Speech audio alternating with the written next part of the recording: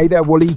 Bob, a coworker, quipped, a sly grin spreading across his face. Looking extra round today. Willow responded with a smile as she sat at her desk, masking the twinge of irritation that lingered beneath the surface. Willow, Chimed in Bob's office bestie. No kidding. They actually went around calling themselves each other's bestie. Frank, did you lose some weight? she sighed inwardly. No, Frank.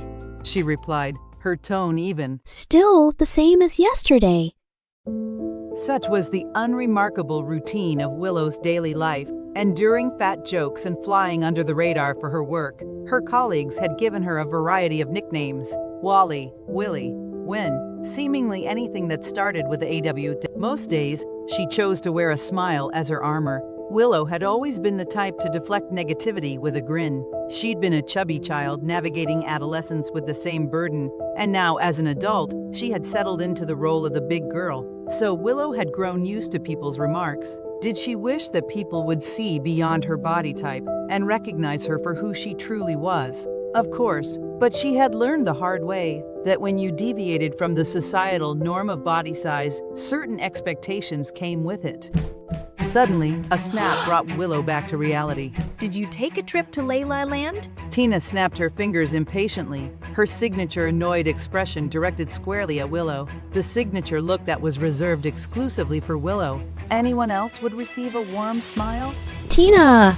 Willow exclaimed, abruptly rising from her chair. Judging by the stern expression on Tina's face, it was evident that she hadn't stopped by for casual conversation. Well, not that Tina ever sought out Willow for idle chit-chat, but it was worth mentioning. With a resounding thud, she dropped a file onto her desk. Check your mail. Leroy needs an ad for their new diamond collection. I don't expect you to present it, but since you'll be sitting in on the meeting, you should at least have an understanding of what it's all about. Deep inside, Willow felt a bubbling rush of excitement. It wasn't the company's first collaboration with Leroy, but it had only been over a year since she started working at the advertisement company, so it was her first time experiencing it. What's more, diamonds had always held a special place in her heart. According to Willow, everyone's life was just like that of a diamond, shining and unique, and she, as a special heavy diamond, had an extra high value. This unique perspective fueled her enthusiasm, so even though her work wouldn't be seen, just being on the project filled her with delight. Okay. Willow began to respond, but Tina didn't wait to listen before briskly walking away. Her next target was Christine, except Tina liked Christine. In fact, everyone in the office liked Christine. Even Willow liked her. Among the sea of colleagues, only 2 treated Willow like a regular human being, and Christine was one of them. Tina's face lit up with a radiant smile as she reached Christine's desk. Panda Keys loved the work you did for them. They're considering your services again. Christine's gratitude was apparent in her response, and she turned to Willow with a thankful smile. Willow had in fact helped her on that project. A lot. Willow acknowledged her with a thumbs up before refocusing on her work, delving into the contents of the file Tina had delivered and carefully reviewing the mail to note all the client's desires and specifications. With a clear vision in mind, Willow embarked on crafting the perfect AD. Her concept revolved around beauty and difference, intending to emphasize the unique qualities of Leroy's diverse range of diamonds, allowing each gem to radiate in its distinct manner. Meanwhile, she had another pending ad to complete for a makeup brand. Hey, Willow. How's it going? Christine was undoubtedly the most attractive woman in the workplace, but her charm extended beyond her looks. It was an unspoken rule in the office that if Christine didn't like you, you would be ignored. Good, Christine. Thanks. Willow replied, expecting the conversation to end there. However, as Christine lingered by her desk, Willow couldn't help but glance at her in confusion. Do you need something?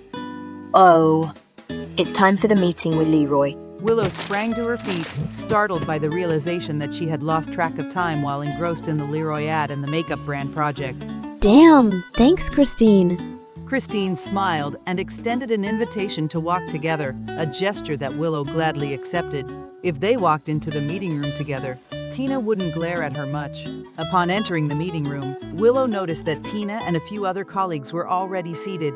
Willow led the way, but before Tina could reprimand her, Christine followed closely behind. Tina shot Willow a disapproving look, but refrained from uttering any further remarks. Willow couldn't help but think, a win, as she settled into a seat on the left side of Tina, with Christine occupying the seat on her right. Tina, her smile strained, leaned toward Willow and whispered. Don't speak, just watch. Willow responded with a subtle nod. Just then, the door swung open, and the atmosphere in the meeting room shifted as all eyes turned toward the entrance. In walked Caspian Leroy, CEO of Leroy, accompanied by a team of 3 individuals. Welcome, sir. The entire room chorused in unison as they rose from their seats to acknowledge him. However, Caspian wasted no time with pleasantries. Tina, what do you have for me? He asked, going straight to the point. The room fell silent, awaiting Tina's response. Tina got up from her seat and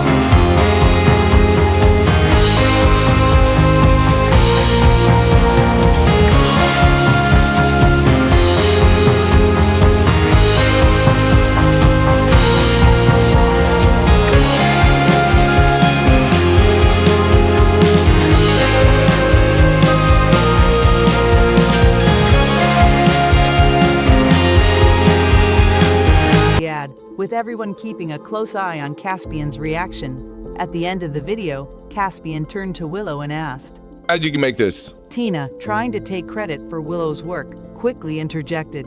I did. I worked with Willow to make this. It's true. Bob and his bestie Frank chimed in with supporting comments for Tina. Willow looked at them with wide, questioning eyes. While they weren't particularly close colleagues, wasn't there supposed to be a code of solidarity among coworkers? Then, she turned pleading eyes toward Christine, who averted her gaze with a meek expression. It became clear to Willow this was how it was going to be. Tina began to speak again, but before she could say another word, Caspian cut her off with a firm. I wasn't talking to you, Tina. He redirected his attention to Willow, pressing on with his inquiry.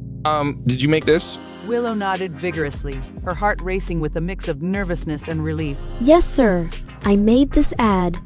Caspian's decision was swift as he turned to Tina, announcing. Leroy will go with this ad. Then, his focus shifted back to Willow, and he proposed. How about we talk about this over dinner? Give me your business card, and I'll contact you. With a stutter, Willow agreed. Yes? Yes, sir. I think I'm in love. It was 7 p.m., and Willow had just gotten off work and was back at the house she shared with her best friend, Raymond.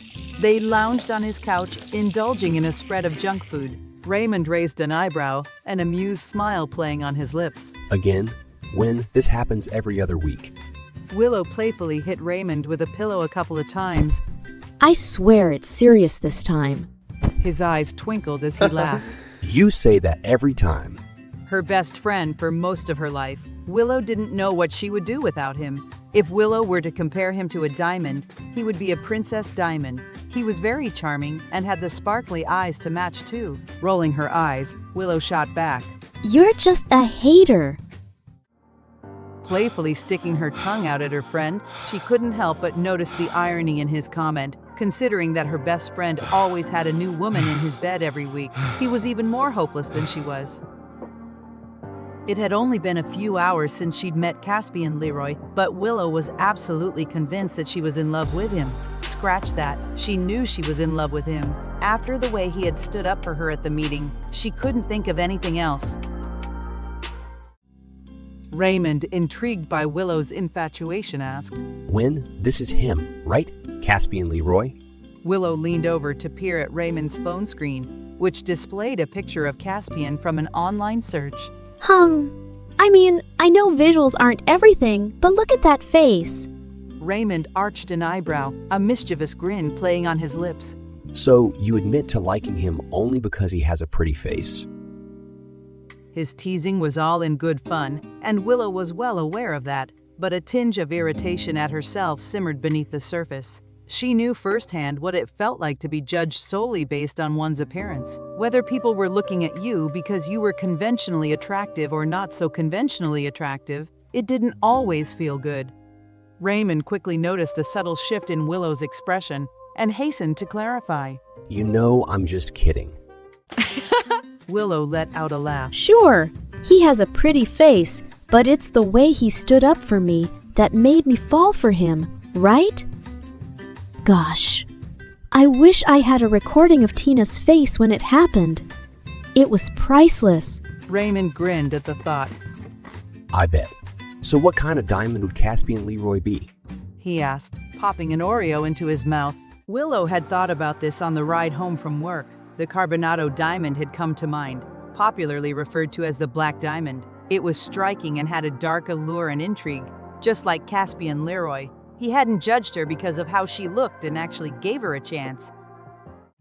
Raymond rose from the couch, collecting the empty soda bottles scattered on the floor as he made his way to the kitchen. We need ice cream. Willow called out after him. Raymond chuckled, his voice drifting from the kitchen. No, we don't, but we're gonna have it anyway. Willow couldn't help but grin and let out a cheer. So, Raymond continued from the kitchen. why did you decide to go against Tina today? It's not the first time she's taken credit for your work. Heck, your coworkers leech off you every time, but you've never complained. Not to them anyway. Willow contemplated for a moment, her thoughts going back to what happened. Mom, I don't know. Maybe it's because there were diamonds involved. Probably that, but also because of the look on Caspian's face. What do you mean? Raymond's curiosity was piqued. Willow settled into the couch, her eyes fixed on the television. Well, he came in looking so uninterested, right? Kinda like he expected to be disappointed. Raymond nodded, trying to follow her line of thought. I see. She couldn't help but laugh as she toggled through the TV channels. Do you? Raymond returned from the kitchen, cradling a massive tub of ice cream in his hands. Not really, but I guess. Willow continued her quest to find something worth watching as she changed channels. Enough about me. How was work? Raymond placed the ice cream on the coffee table and exhaled a tired sigh. I've seen better days. I need something to forget. Understanding the weight of his profession as a surgeon, Willow nodded sympathetically. While Raymond didn't often share the details of his work with her, she had a general sense of what he faced. Ice cream and a bad reality show is all we need to forget, right? She raised a spoon and gestured for Raymond to do the same. Her best friend laughed, raised his spoon, and clinked it against hers. Heck yeah. Just as she was about to take a bite of the creamy goodness, Willow's phone began to ring. It was from an unknown number. Hello? Willow answered the call. Hello, is this Willow? The voice on the other end slurred slightly, but that deep baritone sounded a little familiar. Yes, this is her. She confirmed. This is Caspian Leroy. Willow practically jumped to her feet upon hearing his name. Hello? Hello, Mr. Leroy? She stammered, taking her phone away from her ear to glance at the time. It was approaching 9 p.m., and Caspian Leroy's voice hinted that he had indulged in a few drinks. Do you know the club Beverly Oasis? Caspian's voice slurred slightly. Willow, still reeling from the call, turned to Raymond with wide eyes and mouth. Do you know Verve Oasis? He nodded. Yes, sir. Willow replied to Caspian. Meet me there as soon as you can. Caspian instructed, and then abruptly ended the call. Willow whipped around to face Raymond, her mind racing. Verve Oasis. What kind of club is it? It's an elite club for the cream of society. Politicians, celebrities, you name it. With a surge of excitement and nervous energy, Willow dashed to her room. Raymond followed her. What are you doing?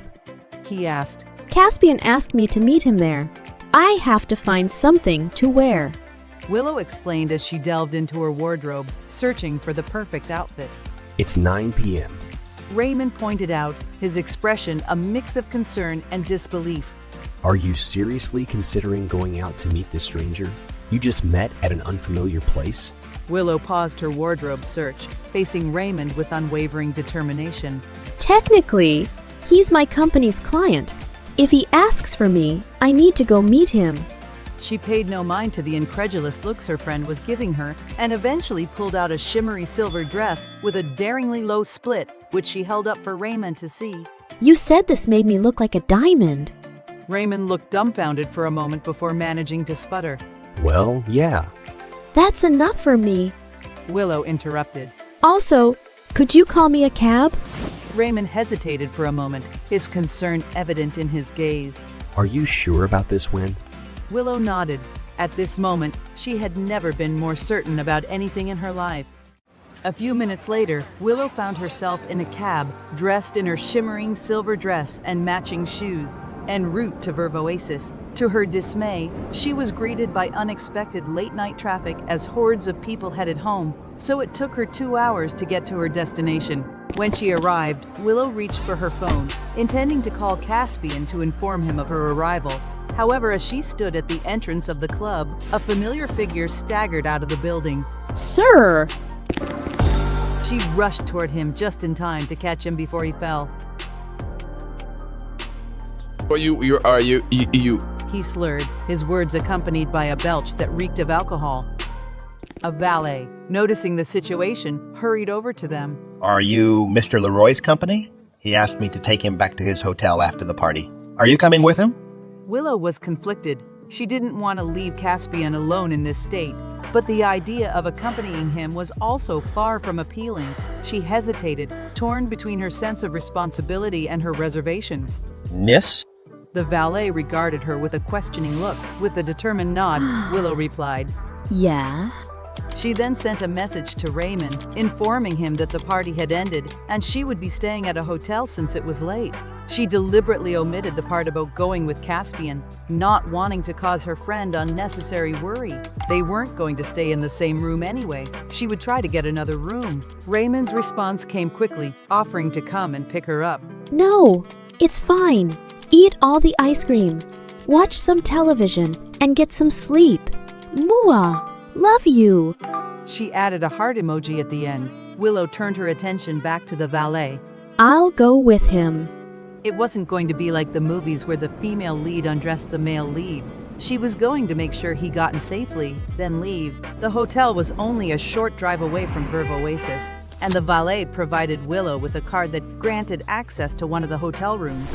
With a sense of apprehension, Willow led a passed-out Caspian to the room and dumped him on the bed. Just as she was about to leave, she heard Caspian's voice pierce through the stillness of the room. Aggie, He mumbled, sitting up on the bed and gazing at Willow with vacant eyes. stay. Willow pointed to herself, confused. Caspian nodded and flopped back onto the bed.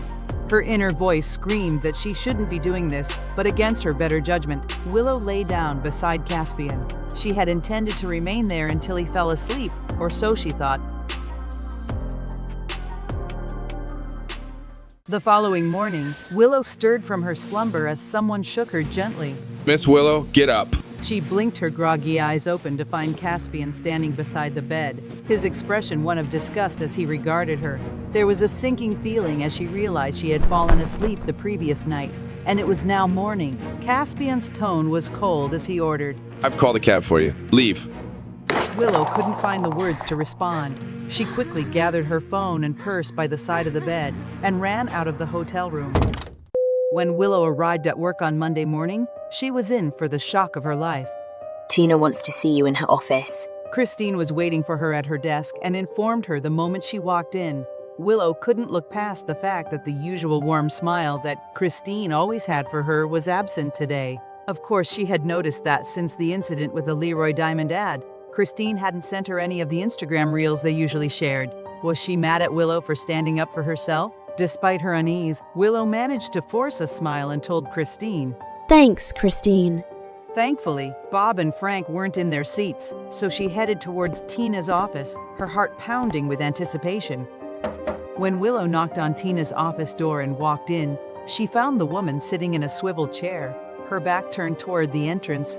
She hid a smile, suspecting that Tina was aiming for a dramatic entrance, and right on cue, Tina swiveled around dramatically, wearing a smile. The smile fell from Willow's face as her mind raced with confusion. Had hell frozen over? Had she somehow stumbled into an alternate universe? Why was Tina smiling at her? It wasn't a very welcoming smile, but still. Willow? Winnie. Tina greeted her with a smile that could only be described as unnerving. Willow couldn't help but feel a sense of unease. Yes, Tina. Sit. Reluctantly, Willow took a seat and braced herself for whatever Tina had to say. About the Leroy Diamond Collection. You're off the project. Just like that. What? Willow was taken aback, shock coursing through her. I hate to have to do this, really. Tina continued, though the wide smile contradicted her words. But we had a meeting. A meeting? Willow hadn't been informed about any meeting. Also, when did this happen? Decided that since you haven't been here long, and you don't have much experience, you're not qualified to do this.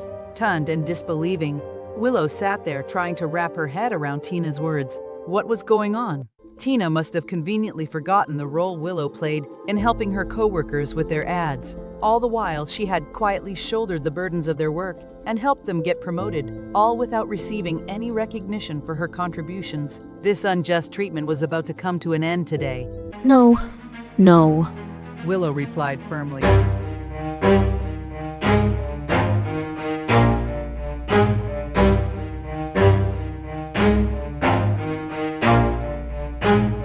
Never stop, I'll get it if I want it. Gotta make to myself a promise. I won't quit, keep going till I got it. I won't give up till I'm on top. Yo, no, I ain't the type to give up. If I do something, man, I do it till I get what I want. I turn a business out of nothing into something I love. I got a poker face, but honestly, I'm not one to bluff. I flip a switch, never miss, man, I always stay up. Don't let them see you, bitch, always have a plan to stay tough. This life ahead of you ain't easy, it was built to be rough. But that's what makes a personality, is tragedy, bruh.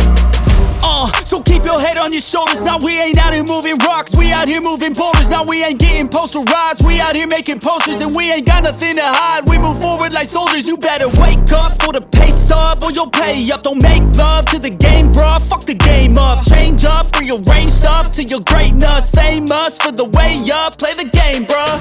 Never stop, I'll get it if I want it. Gotta make to myself a promise. I won't quit, keep going till I got it. I won't give up till I'm on top, yeah. You know I'm always honest, there ain't no way I'm ever stopping. I won't quit, keep going till I got it. I won't give up till I'm on top, I'm always flirting with pain, she like repeating to herself. Willow, don't you cry. Don't give them the satisfaction of seeing you cry. Bob and Frank were back at their cubicles, and when they saw her approaching, they began to snicker. So predictable. As for Christine, she didn't even meet her eyes. The scrapbook she was working on must have been really important. Pushing her coworkers to the back of her mind, Willow gathered her belongings. There weren't many personal items on her desk, and had no issue leaving them behind. He grabbed her purse, and without a single glance at her soon-to-be ex-coworkers, walked out of the office, leaving behind a chapter of her life she was more than ready to close. As Willow made her way to the bus stop, she pulled out her phone and dialed Raymond's number. She knew he wasn't on call at hospital today, and she desperately needed someone to talk to. Hey, Win. Raymond answered with a hint of humor in his voice. Do you have enough time that you can call me during work hours? Despite his joking tone, Willow's emotions were already on edge, and her feelings were fragile. She stopped by the side of the road and, unable to contain her emotions any longer, burst into tears. Raymond! She knew she was attracting the attention of passersby, but at that moment, she was too drained to care. Hey, what's going on? Worry laced Raymond's voice as he asked. Willow, what happened? I got fired. Willow managed to choke out between hiccups as the tears continued to stream down her face. The reality of losing her job had hit her like a ton of bricks, and it was all because she had finally stood up for herself. Throughout her time working for Tina, Willow had been content to let her coworkers take credit for her work, but the moment she asserted herself, she'd been fired. Willow had always been somewhat of an outsider among her coworkers. On one hand, they asked her for help with their designs and ads, but on the other hand, they often looked down on her because of her weight and appearance. Part of her felt relieved to be free of that environment, but the sadness still weighed heavily on her. Raymond's voice brought her back to the present. Willow, are you there? Yeah, She replied, her tears gradually subsiding. I'm just trying to wrap my head around the fact that I've lost my job, Raymond. I really wanted to work on the diamond project. I know when. Raymond replied with sympathy. Where are you now? Have you left work? Do you want me to come get you? Willow managed a faint smile. She was grateful to have Raymond as a friend. Yes, I've left. She responded. No, you don't need to come get me. It's your day off, and I'm almost at the bus stop. Watch out! Willow looked up in confusion. Why was there a car on the sidewalk, heading straight toward her? Panic surged through her as she tried to move out of the way, but it was too late. There was a loud collision, and then everything went eerily silent. Willow, when can you hear me? Raymond's voice echoed in her disoriented mind. Then she drifted off. Caspian Leroy was on his way to the advertising company where Willow worked. After their encounter last Friday night, he had thought about sending an email to Tina requesting that she reassign the Leroy Diamond project to someone else. It wasn't that he had any issue with her. He just thought it might be awkward for her to work with him after what happened. Ultimately, he decided to visit in person to discuss the matter with Tina. As they neared their destination, his driver, Andrew, slowed the car down, causing Caspian to look at him in confusion. Andrew, why are you slowing down? Sir, I think there's been an accident up ahead. Andrew replied, his tone concerned. Caspian peered out of the car and immediately noticed the crowd of onlookers gathered just a few steps ahead on the sidewalk. Some were busy recording the scene on their phones, while others stood by, and a few leaned over what seemed to be a body sprawled on the pavement. Shards of glass were scattered around, but there was no car with a missing window. It had probably been a hit and run. His concern grew as he surveyed the situation. Why are they just standing around? Have they called an ambulance? Caspian's rhetorical question was met with a quizzical look from Andrew. Do you want me to drive past? No, park the car and call an ambulance. Caspian instructed. I don't think any of these people have actually done so. After Andrew followed his orders and parked the car, Caspian stepped out and approached the scene. He approached one of the bystanders and inquired. What happened? Hit and run, came the reply. Then the person resumed filming the incident. Caspian was filled with disbelief as he approached the scene, and then as he saw the person laying on the ground, his shock turned into recognition. This was Miss Willow, the same person he had been planning to remove from the Leroy Diamond project. Quickly, he returned to the car and inquired whether Andrew had called an ambulance. They said they would be here in 5 minutes. That was a couple of minutes ago. I expect they will be here soon.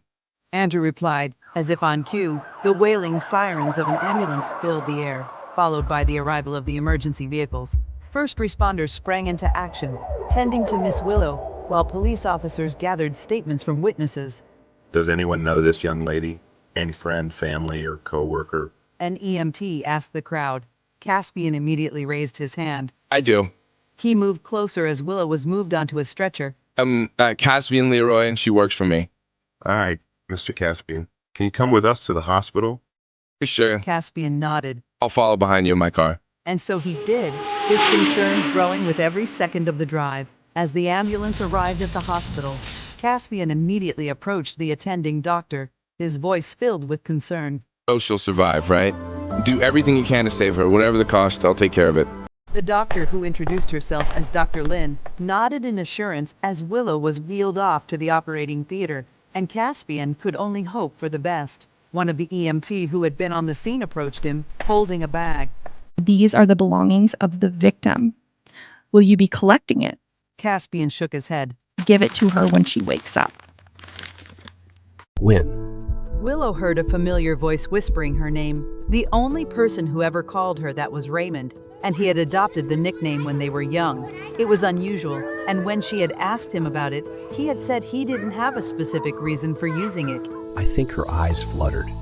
She heard Raymond's voice again. With great effort, Willow managed to open her eyes into tiny slits. The intense brightness of the room made her squint, and she quickly closed her eyes again before gradually opening them again.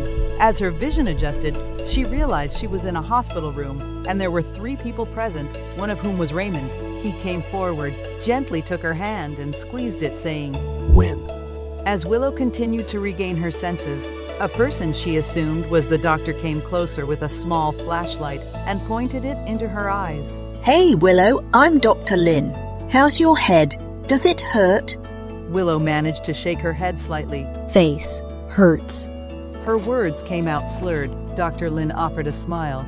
I'll get to that in a minute, but your pupils look healthy. Do you know what happened to you? Car hit. It hurt to speak. Her entire face hurt. Dr. Lin nodded in acknowledgement. Yes, you were in a car accident.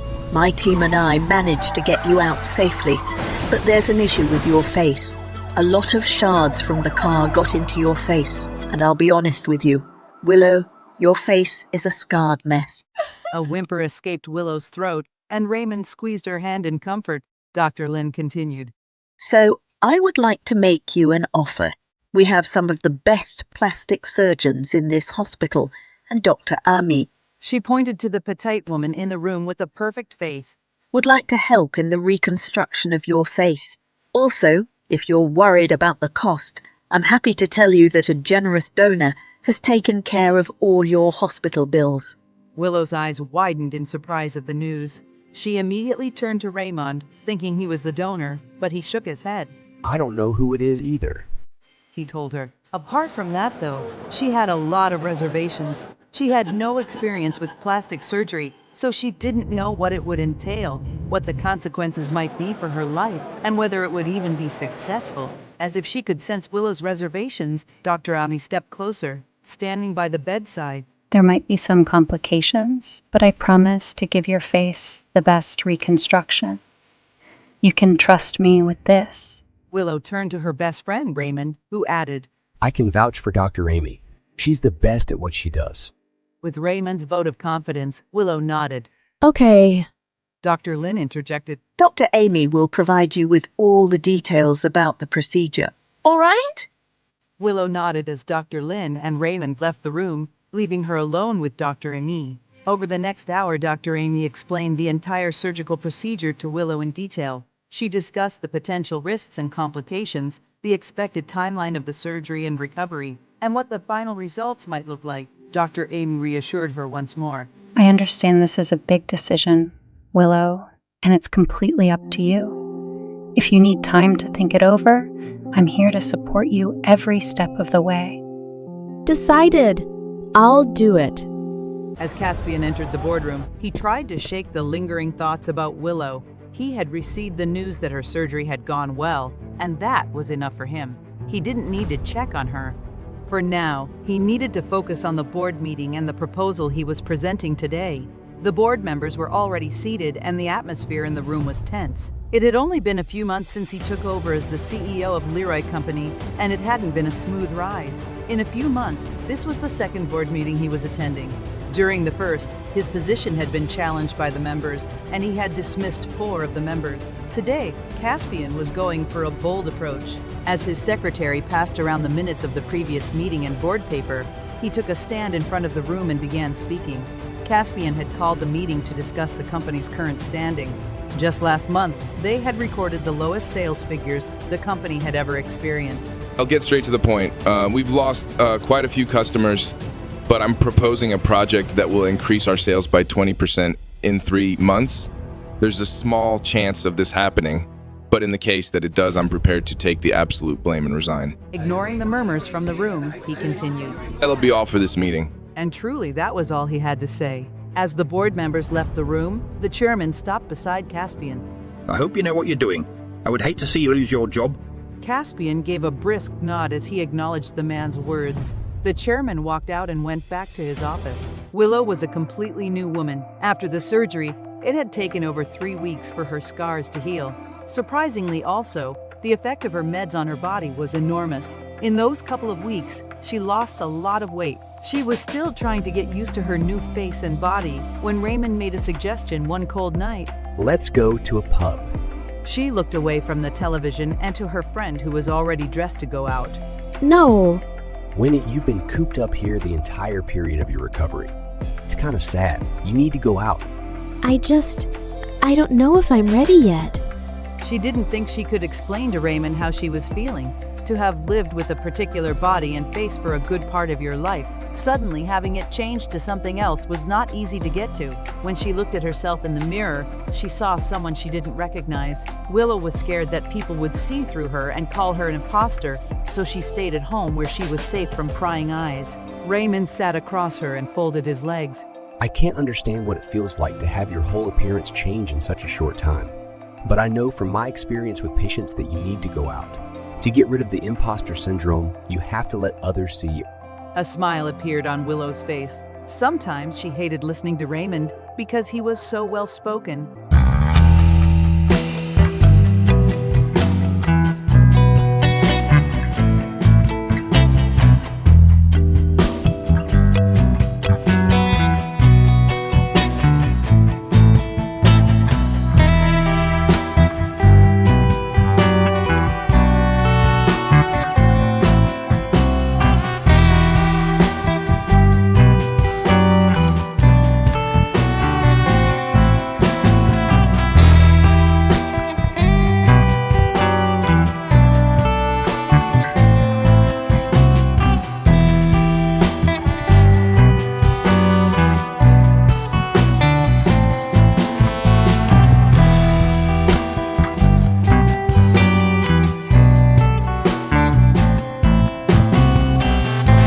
With a smile, and was surprised to find a stranger, one of the people who had been looking at her.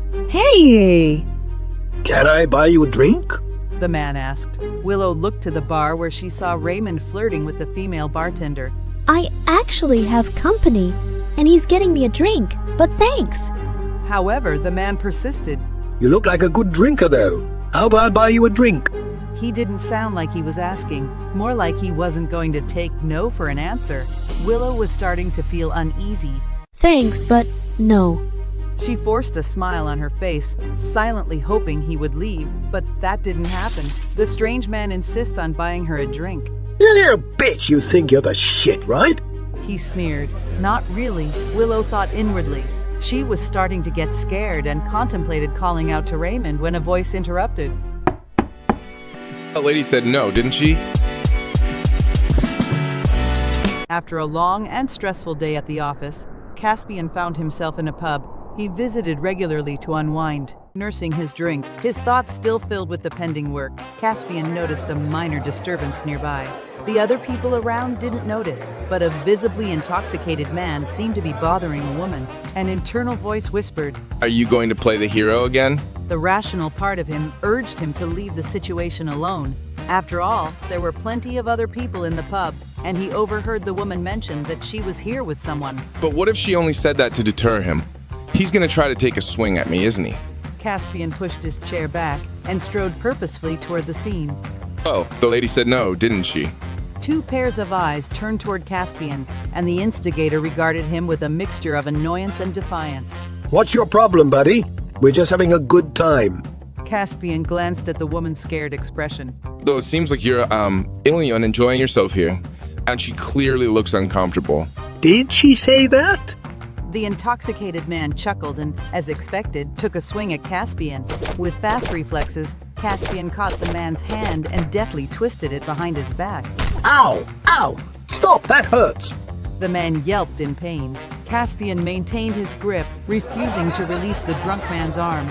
He marched towards the pub's exit and forcefully pushed him away once they were outside. Eve, or I'll have to call the police. He warned sternly. The intoxicated man responded with a barrage of obscenities and a rude gesture before finally staggering off into the night. Well, there goes any thought of unwinding. With that situation resolved, Caspian was ready to make his way home. However, as he turned to leave, a voice called out to him. Mr. Leroy. Caspian turned around to find the woman from the pub hurrying after him. It didn't surprise him that she recognized him, given that his face often appeared in the media due to his work, but her voice held a hint of familiarity. Thank you for helping me back there. He was so persistent, I don't think he would have left without you stepping in. As the woman got closer to Caspian, he got a clearer view of her face. The pub had been a little dark. She wasn't a familiar face, but a passing thought crossed his mind that she was quite pretty. It was nothing. Caspian said and began walking, not waiting for her response. His driver had dropped him off after work and gone ahead, and Caspian didn't live too far from the pub, so he decided to walk home. When? What happened? Raymond had just come out of the pub. Willow, still reeling from what just happened, called out, Thank you again, Mr. Leroy. She hadn't expected to be harassed by a drunk patron when she agreed to come out for the night, let alone be rescued by Caspian, but he didn't seem to have recognized her. She didn't know whether to feel happy or sad. Are you okay, Win? And is that Caspian Leroy? Raymond pointed in the direction of Caspian's retreating figure. Why is he here? Willow hesitated for a moment before responding. It's a funny story. Do you mind if we just head home? I know you were enjoying your time with the bartender, but I really don't want to go back in there again. Lexi, huh? She's just a really good friend. Raymond replied, though he nodded and added, I'll grab your purse and jacket, say goodbye, and make sure you don't wander off this time. He playfully pointed a stern finger at Willow before rushing back inside the pub. Willow chuckled. Her thoughts went back to Caspian Leroy. It was strange how he suddenly showed up in her life again. What were the odds? In less than a minute, Raymond returned, holding her belongings. Let's go. They decided to walk back home instead of taking a taxi, giving them the chance to chat. So, Raymond began.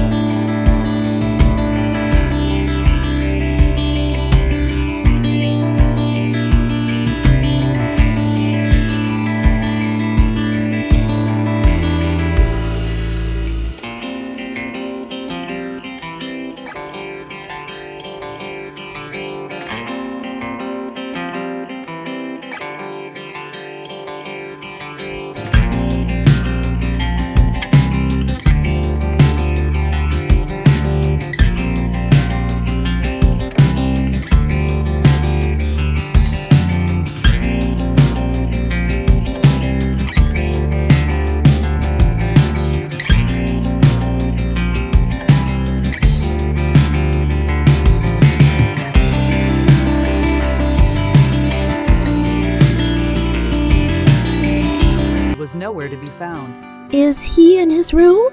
She got up, stretched until she heard a pop, and made her way to the door. Swinging it open, she was met with the last person she expected to see at her doorstep, her former boss, Tina. Hello, I'm looking for Willow. After her encounter with Caspian, Willow had figured out that people who knew her before didn't recognize her anymore. Also, due to her massive weight loss, her voice had become lighter. Oh, Willow. Do you mean the chubby girl who used to live here? An idea formed in Willow's mind. Tina's nodding was frantic. Yes. What do you mean by used to live here? She doesn't stay here anymore. No, that can't happen. Suppressing the smile that threatened to escape, Willow calmly replied, Why are you looking for her anyway? She was supposed to work on a project for Leroy Company, but she suddenly didn't show up to work one day. She's not picking up my calls, and I really need to get in contact with her. Tina explained with a frazzled expression. Oh, really? Willow feigned sympathy, though inside, she was laughing at Tina's lie. This woman had fired her and now had the audacity to lie about it. To be honest, we used to be roommates, but she moved out. Willow deadpanned, anything to get her to leave because she wasn't interested in going back to work for Tina. Tina's disappointment was visible as her face fell. Oh, do you have a number I can reach her on? Sorry. No. We weren't exactly close. Willow replied. Oh, I see. Well, if that's all. Willow began to close the door, but Tina reached out a hand to stop it. Wait, please, this is my card. If she ever stops by, could you tell her Tina is trying to reach her? Accepting the card with a somber nod, Willow said. Sure, Tina. She then closed the door and collapsed onto the floor in a burst of laughter. Someone's in a good mood.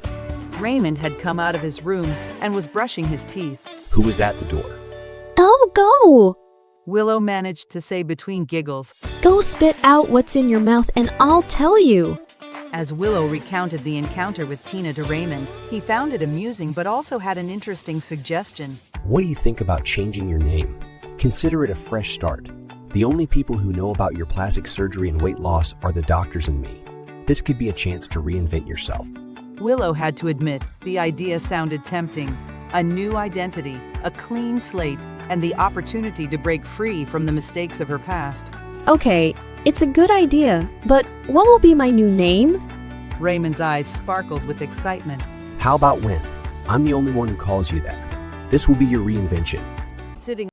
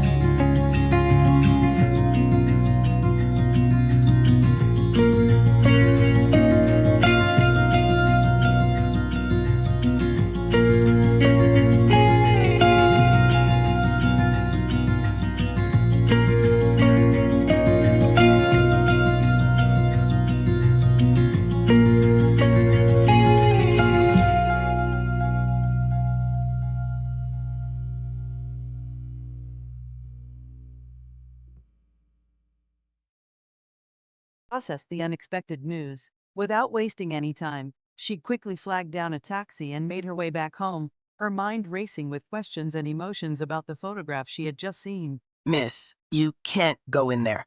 Caspian's secretary cautioned, but it was too late. An enraged Giselle stormed into Caspian's office and tossed a newspaper onto his desk. Caspian, what is this? Caspian glanced at the newspaper, remembering the situation that caused this whole misunderstanding. The Airway Company would like you to be the face of the new collection we want to launch. Just last week, Caspian had met with Giselle for business purposes. The actress was rapidly gaining popularity and had managed to stay clear of any scandals, making her an ideal choice for enhancing the company's image.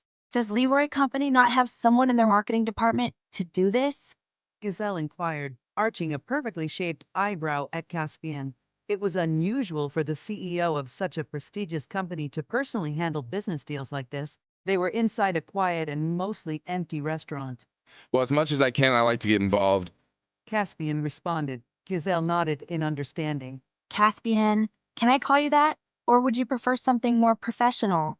Anything is fine. Caspian replied stoically. All right, Caspian, it is. Why me? Giselle pressed. You have everything we need. Caspian stated simply. She waited, expecting Caspian to elaborate further, but he remained silent. Since you came to me personally, I can't exactly reject your offer, can I? You can, but I just need to check something. Caspian said, producing an item from his pocket. He held a diamond necklace and inquired. Can I? He leaned over Giselle and delicately placed the necklace around her neck. Looks good on you. Are you ready to sign the contract? Giselle was momentarily lost for words as Caspian's unexpected closeness took her by surprise. Her heart fluttered, but Caspian either didn't notice or chose to ignore the effect he had on her. He smoothly pushed the contract towards her, waiting for her to sign. With a nod, Giselle finally regained her composure and reached for the pen. With the contract signed and sealed, Caspian gestured to Giselle, saying, You don't have to leave just yet. Order anything you want. It's on me. Afterward, he excused himself and left. That was the extent of their interaction, but somehow, the pictures circulating on social media painted a different picture, making it seem as though they had been on a date. Now, in the present, Giselle was furious and didn't even bother to take a seat. The contract states that a party can file for termination if the other party does something defamatory. She reminded Caspian, her anger evident. Miss Giselle, please calm down. Caspian urged, recognizing the need to diffuse the situation. Technically, this wasn't the fault of the company, but he realized there were various potential outcomes to this scenario and had to ensure it didn't lead to the termination of their agreement. Believe me, this is a good thing. Giselle shot him an angry look. Do tell me how this is a good thing, Caspian? It's quite simple. Caspian began to explain. People love drama, especially drama between couples. For the next month or so, all eyes will be on us. Consider it from a new perspective. Potential hires think we're a couple, and many people try to win my favor, which means they'll do the same for you. Just give it a few days, and you'll be receiving calls from numerous directors eager to cast you in their projects. Giselle had calmed down, but she still regarded Caspian with a somewhat distrustful gaze as she pondered his words. What does Leroy Company gain in all of this? Caspian stood up and approached her. People paying more attention to you means people paying more attention to us. Your fans will want to start buying our products. Everybody wins. Is it really that simple? She asked. Caspian remained standing in front of her and affirmed. It is. It'll be just for a little while. Back at home, Wynne was ready to drown her frustration in a bucket of ice cream. Obsessively, she had gone through every comment under the post about Caspian and Giselle. I totally shipped these two. Of course, a beautiful man should date an equally beautiful woman. Couple goals. Those were the majority of the comments, and it left Wynne feeling a little mad. It was just a random picture that could have been fabricated, but the public was eating it up, and that pissed her off. Just then, the door opened and Raymond walked in. Who made you mad? She showed him the post. Unbelievable, right? They're cute. Raymond commented. Wynne felt a sense of betrayal. It's not real. You don't know that, Wynne. Raymond replied before heading to the fridge for a drink of water. He really looks like he was about to kiss her. You don't know that. Wynne shouted in frustration. Why? Who? Raymond raised his hands in surrender. Let's say you're right. Why do you even care anyway? You won't understand. Wynne replied, growing increasingly agitated. Ignoring Raymond's calls, she abruptly grabbed her phone and a jacket and stormed out of the house. As Wynne stormed out, her phone buzzed with calls from Raymond, so she put it on silent, tightened her jacket around herself, and began the walk to the pub. She knew she had overreacted, but the events of the day had left her feeling frustrated in ways she couldn't fully understand. Caspian had stood up for her twice now when nobody else would, first at work and then at the pub. She couldn't deny that she had developed feelings for him. Frustration boiled within her as she tried to shake off thoughts of Caspian and Giselle being a couple. Wynne ran a hand through her hair and let out a silent, frustrated scream, continuing her walk. As she neared the pub, she spotted a couple kissing on a street corner. Wynne resisted the urge to roll her eyes, only to arrive at the pub and find it closed. This time she screamed out loud, attracting looks from passersby. Can I just stay here all night? She muttered to herself, knowing it wasn't possible. Forget it. She was going back home. She flagged down a taxi, wanting to avoid the risk of seeing the kissing couple again. When Wynne returned home, she found Raymond pacing outside their shared apartment. Where have you been? He inquired, his tone carrying a hint of anger. I just went out. Wynne replied nonchalantly and tried to walk past him, but he grabbed her arm and pulled her back. It wasn't a rough grab, so she didn't fight it. Why didn't you pick up your phone? I've been calling you. He said, his worry and hurt becoming more evident. It was only then that Wynne looked into Raymond's eyes and realized how concerned he was. I'm sorry for worrying you, Ray. I just needed to clear my head. Without saying a word, Raymond pulled her into a comforting hug, and Wynne relaxed into it. Raymond was her only ally, the only person she could rely on at the moment, and she didn't want to push him away. She couldn't afford to lose him. I'm sorry, Ray. It's okay, Wynne. You've been under a lot of stress lately. Vent all you want. He reassured her. He was always trying to comfort her, even when she was in the wrong. They stood in the hug for a while until Wynne began to feel the chill. Hey, Ray. Do you mind letting me go so we don't freeze to death? She joked. Raymond laughed, patted her head affectionately, and released her. Let's go up. That night, they didn't watch television or indulge in junk food together. After returning to their apartment, they both retired to their respective rooms. Winnie lay on her bed, her gaze fixed on the ceiling, her mind swirling with thoughts of Caspian. Eventually, she turned to her laptop and began searching for job openings at Leroy Company. As luck would have it, there was an opening for the position of assistant to the CEO. Without giving it a second thought, she submitted her application and received an email almost immediately, inviting her for an interview the following day. She went to bed with a smile on her face, and when she woke up the next day, her smile was even brighter. Today marked the beginning of her journey to get closer to Caspian, and she had a good feeling about it. As she left her room, she found Raymond having breakfast. You're up early, he commented. I have an interview today. Wynne replied, moving to prepare herself a smoothie. That's great. Raymond sounded genuinely excited for her. At which company? Leroy. She answered, studying his reaction, but his expression turned unreadable. Good luck. I'll be heading to the hospital now. How about meeting at the pub later tonight? Raymond suggested. Wynne nodded and replied, Sure. And drank her smoothie as she practiced answering interview questions.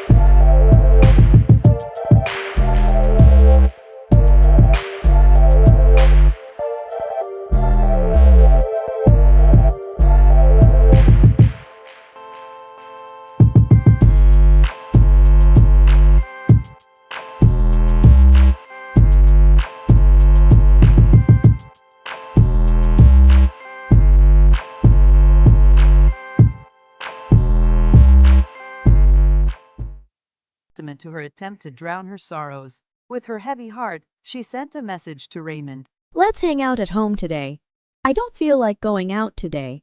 Hours passed before Raymond responded with a simple okay. By 10 p.m., Wynne was completely drunk, unable to even stand up. Her phone played a playlist of sad songs that she sang along to, her voice wavering and out of tune. When Raymond arrived home and found her in such a sorry state, he was taken aback. What the hell happened? He exclaimed, sitting down beside her on the floor. Caspian, rude.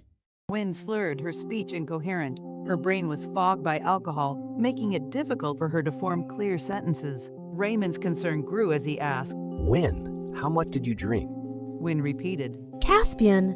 And then shocked Raymond by leaning closer and planting her lips on his in a drunken kiss.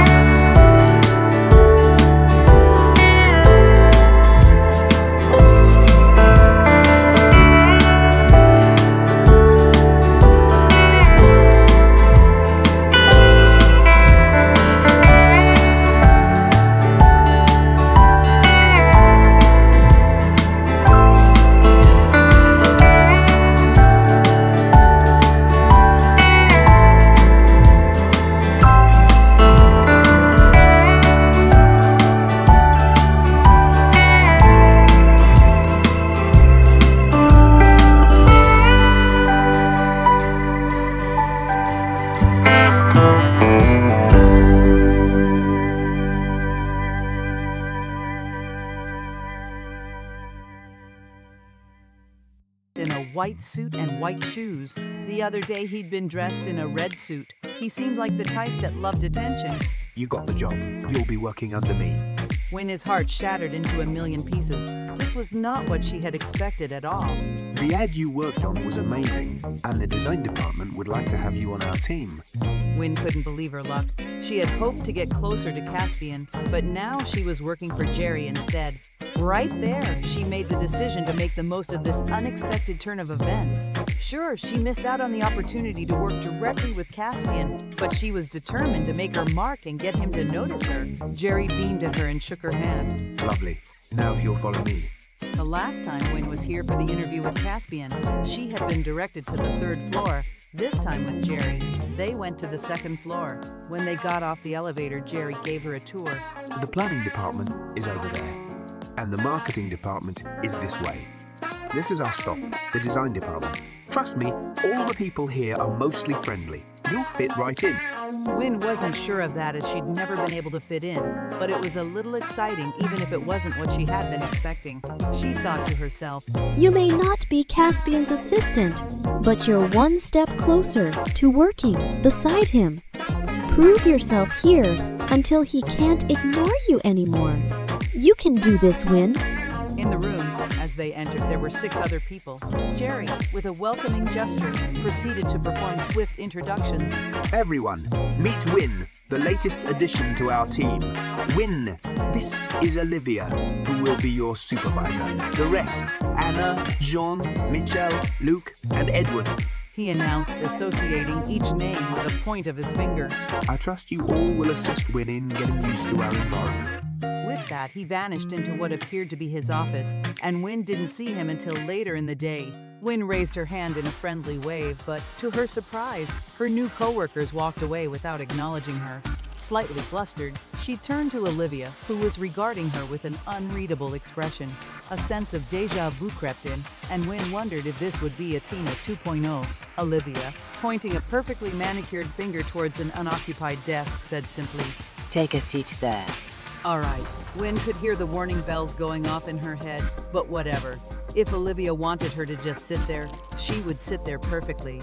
A while later, when Wynn made her way to the restroom, she overheard a conversation about herself. What's the deal with the new girl? She's just a pretty face. Why did Jerry hire her? I know, right? Maybe she slept with him. I didn't think he was into women. They both laughed like it was the funniest thing. Wynn couldn't differentiate their voices yet. They'd communicated with her with gestures so far.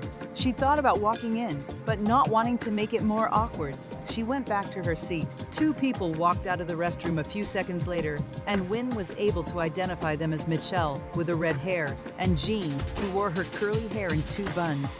For the sake of peace, she was going to pretend like she hadn't heard them. Later, when Jerry came out of his office, he approached Wynn. Please take this to the CEO and get him to sign it. His office is on the 3rd floor, the only one there. Jerry, why are you sending the newbie? I can do it.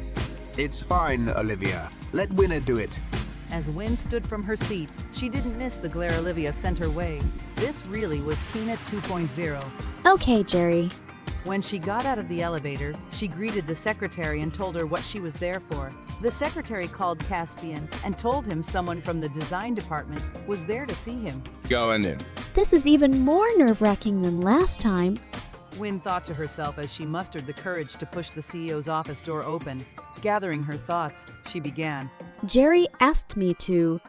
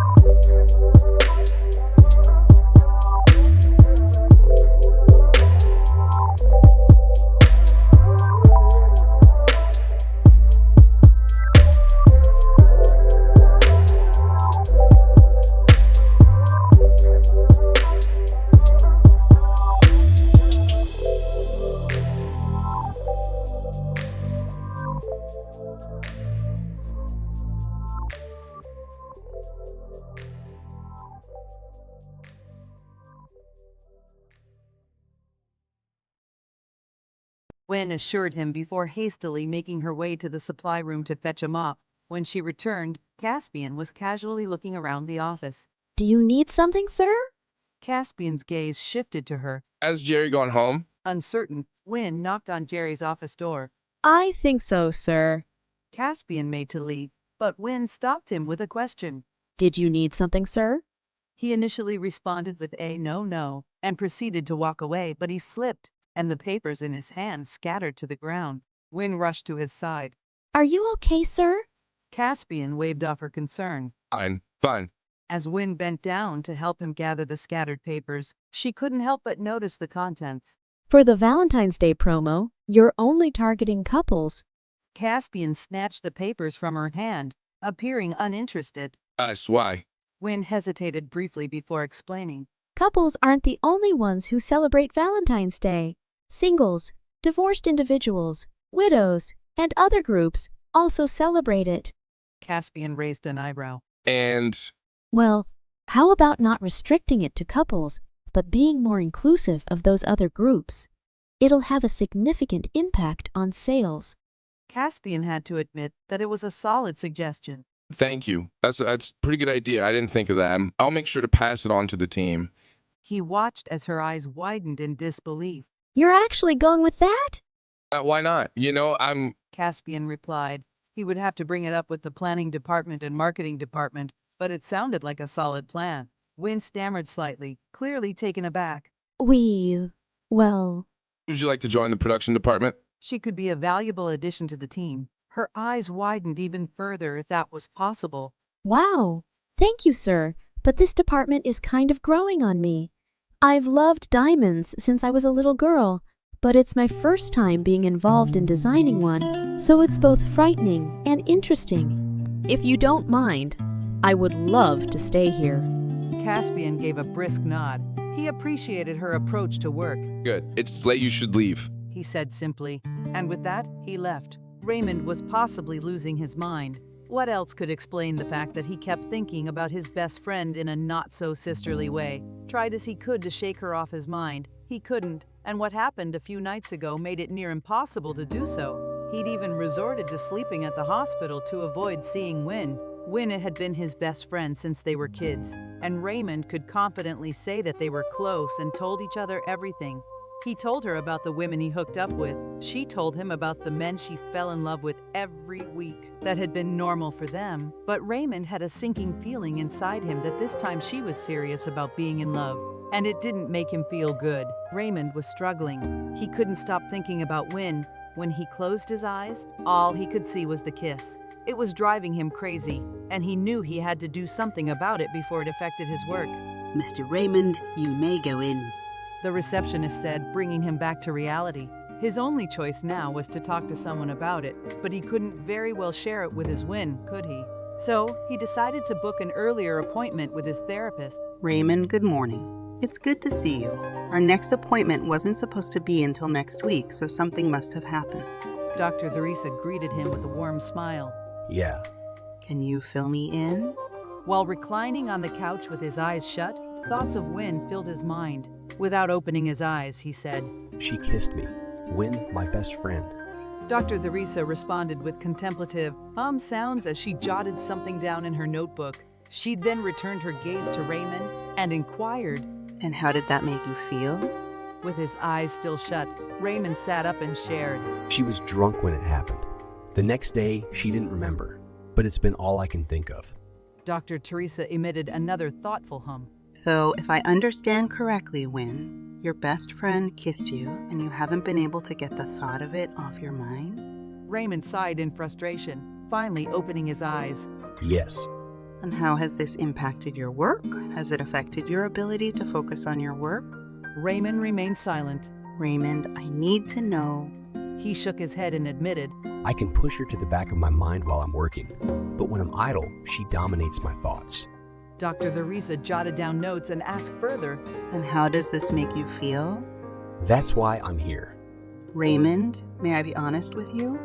Dr. Theresa set her notebook aside, focusing entirely on Raymond. Correct me if I'm mistaken, but in all the years I've been your therapist, you've rarely discussed Wen in this way. Our conversations have revolved around your addiction, your career, but Win has come up only in passing. Did something happen between you two? About 2 hours later, Raymond returned home to find that Win was absent. At the end of the session, Dr. Teresa had said something that shocked him. Raymond, we don't have enough time to talk about this today, but I think concerning Win, these feelings may have come up because you feel your relationship is being threatened or because you're in love with her. Scrubbing his face with his hand, Raymond pushed his hair out of his face and groaned. In love with Win? Not possible. They'd been friends for years and this had never happened before. Or was Dr. Teresa right? And it was because he felt their relationship was being threatened. The only person he could think of was... Win, are you free right now? Can you come over? Jerry came over to Win's desk. Today, the older man was donning a purple suit. Win had quickly realized that Jerry loved his suits, and he probably had a million of them. He wore a different color every day and she had never seen him repeat a suit. Was this normal for rich people? Win. The professional smile was back on Jerry's face. I have good news. He handed her a file, which she began to go through. Remember the proposal you gave me the first time we met? Winnie didn't want to get her hopes up, but if this were true, then Jerry confirmed her thoughts. We have been given the go-ahead to begin filming. The file slipped from Win's hand and landed on the desk. With wide eyes, she glanced to the side, where Anna gave her a thumbs up. Thank you. She mouthed to her friend, and then turned her attention back to Jerry. Wow, Jerry. Thank you so much. No need for that.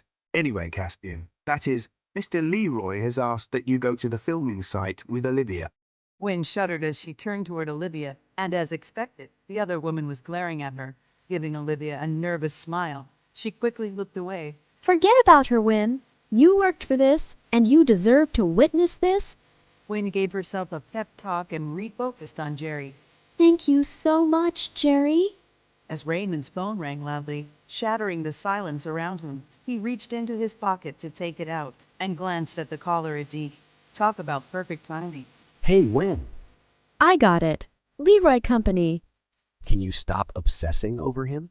There was anger in Raymond's voice. Caspian is in a relationship, Wynne, so just let it go. With that, he hung up, leaving Wynne staring at her phone in disbelief. What just happened? She didn't have time to ponder over it, because Anne walked into the restroom at that moment. Winnie, you need to get out there. I think Olivia is planning to leave without you. Thanks, Anna, she said and exited the restroom. Sure enough, Olivia was nowhere to be seen. Wynne quickly hurried down to the parking lot, where she found Olivia about to drive off in her car. She waved at her, and luckily, Olivia didn't run her down even though it seemed like she wanted to. I'm sorry. I had to go to the restroom. Wynne apologized as she got into the car. Olivia pressed the lock on the doors, not even sparing her a glance, as she buckled her seatbelt. Wynne found out the hard way that Olivia was a reckless driver, and on numerous occasions during the ride, she had to hold on to the grab handle. If she didn't know any better, she would think Olivia was trying to kill her, but the other woman didn't spare her a glance the entire ride. When they finally reached the filming site without any scratches, thank goodness, Olivia proceeded to ignore her. When Wynne asked what she could do, Olivia just waved her off. The model is on her way. She called to apologize and said there's a bit of traffic. The director called out, waving her phone in the air. Then, she resumed her conversation with the producer. Olivia stood next to them, listening in on their conversation. Since Wynne didn't have anything specific to do, she went around checking on the props, the filming crew, and everything else. A few minutes later, the model arrived and Olivia rushed to meet her, asking about her drive down there. Gazelle, who was modeling the diamonds, gave monosyllabic replies and looked around. She had a few questions of her own. Did you check the clothes for dust? I can't wear them if they had even a speck of dust. Olivia looked confused. What are you talking about? Looking unimpressed, Gazelle said, The clothes and the diamonds. Make sure none of them have dust on them. But we have to start filming now. Olivia spluttered. She hadn't been informed she was going to be dealing with a diva. I won't wear them then. Gazelle wore a defiant look as she stared back at Olivia. Wynne, overhearing their conversation, rushed over. What just happened? She asked aloud, only then noticing that Olivia was standing there, fuming. Miss Gazelle, I've informed the stylist about your allergy. Everything will be cross-checked beforehand. Wynn might have done a bit of research on Giselle when the news came out about her and Caspian, discovering that Giselle had a dust allergy. Turning to face Wynn, Giselle asked, What's your name? Wynn. You'll be my assistant for the duration of filming. Giselle walked off before Wynn could react, leaving her in shock.